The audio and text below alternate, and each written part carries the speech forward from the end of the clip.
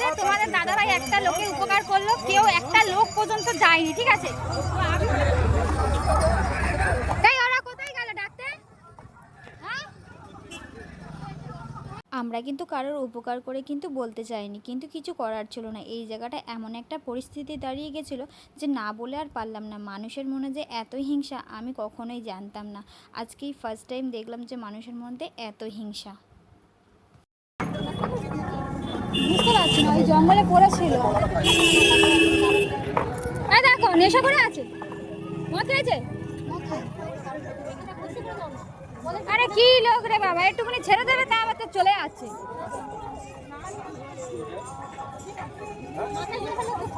ও হচ্ছে না, মনে হচ্ছে মির্গি রোগ না যা কিছু। একটু মাথায় জল দিলে হয়নি? মাথায় জল দিলে হয়নি? জলের বোতল একটা দাও, জলের বোতল একটা দিয়া। হবে না, দিয়েছি। হবে না, হবে না, জল দিয়েছি। দিয়েছি। মাথায় গ্যাস উঠে যায় সারা দিন খালি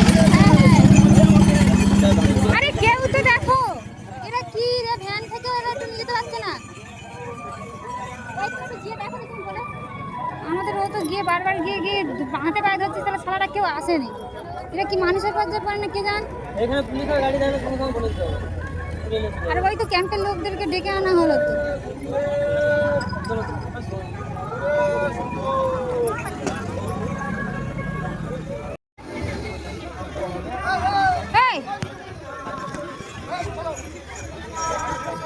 ওনাকে নিয়ে যাও জোর করে।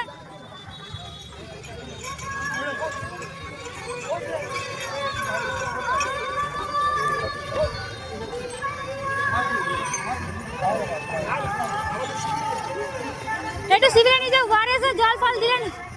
ও স্যার বলছি কি একটু ওয়ারেসে জল ফল দিন না, ঠিক হয়ে যাবে হয়তো রোজে।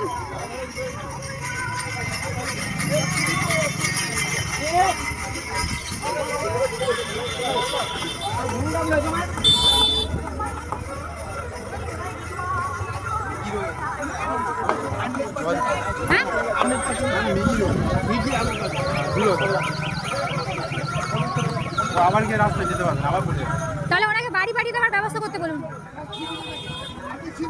আশেপাশে বাড়ি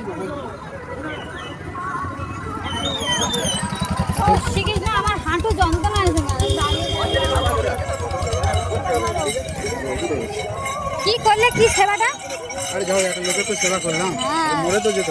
সে তো অবশ্যই। মুখে গাঁজা বেরিয়ে তোমার তোমরা দেখতে পেলে যে তোমাদের দাদাভাই একটা লোকের উপকার করলো, কেউ একটা লোক পর্যন্ত যায়নি, ঠিক আছে? তো আমি অনেকক্ষণ ধরে দাঁড়িয়েছিলাম আর তোমাদের দাদাভাই উপকার করেছে। তো চলো যাই হোক, তোমরা হচ্ছে মিগি রোগ হয়েছে, ঠিক আছে? ও কাঁপছিল, মুখ থেকে গাঁজা বেরিয়ে গেছিল, ও না টেনে তুললে ওখানেই মারা যেত। তো মুখ থেকে গাঁজা বেরিয়ে গেছিলো, তারপরে ও অনেক কষ্ট করে তুলে আর কি করে মানে করলো, পুলিশদেরকে বললো, তারপরে নিয়ে যাবে, একটু হয়তো ট্রিটমেন্ট করবে। তো যাই হোক, ওনাকে নিয়ে চলে গেছে। চলো এখন আমরা হাঁটবো। আর আমরা মানে কি তোমাদেরকে দেখাচ্ছি একটা জিনিস, দাঁড়াও, ওয়েট করো।